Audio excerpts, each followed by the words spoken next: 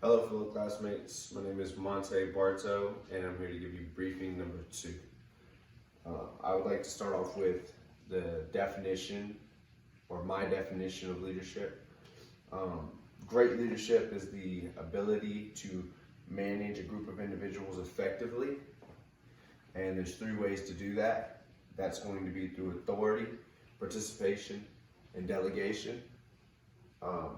Some people say that this is almost a dichotomy, like a contradiction in a way, or a paradox, because it takes a great leader to be able to be authoritative and at the same time be able to actually communicate with the individuals on his team or her team effectively in a manner that isn't rude or assertive.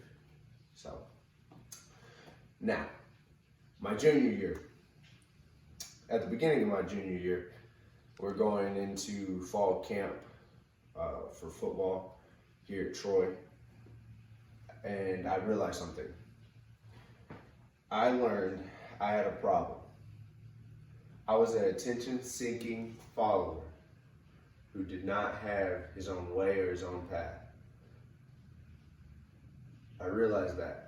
It hurt realizing that. It hurt taking responsibility for that. I had to swallow my pride and understand something needed to change. I knew this had to change. I had to sacrifice a sense of self, I felt like. Something that I wasn't used to. As a football player, I think I got caught up in being a football player. And that comes with being like a sheep, you know, not a black sheep either. You're a sheep among the herd. You follow a certain path, and this is where all football players go.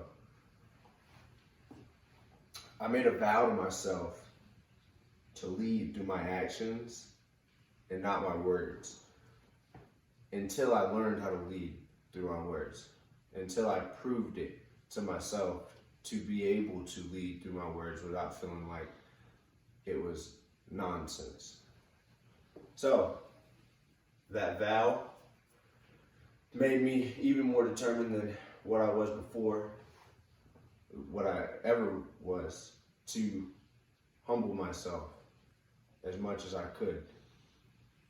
The best way I saw to do that was to change everything around you.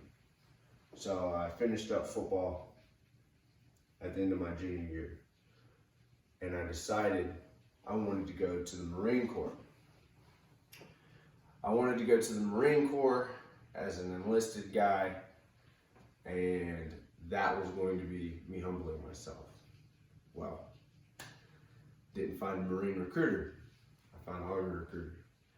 And y'all know how recruiters are. Now I'm going to the Army.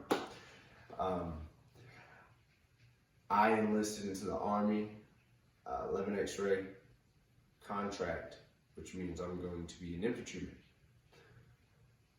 I did this to serve other people. I was always used to serving myself and not others. And I chose to enlist in the Army to serve others. And I catch a lot of flack from a lot of people, including my grandparents, asking me, why didn't you just go to officer school? Why didn't you go to OCS?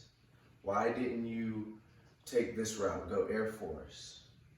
Well, because that's not humbling yourself.